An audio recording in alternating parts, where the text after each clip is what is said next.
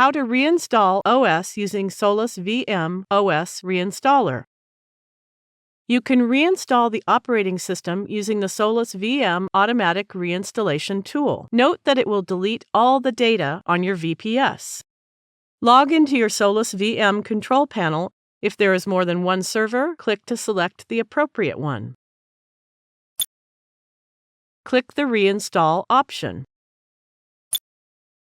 Select the operating system you want to install and then click the Reinstall button.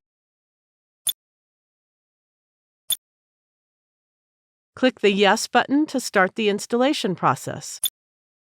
It takes some time to install the selected operating system. Copy and save the root or admin password. You will require it to access your VPS user account. Thank you for watching.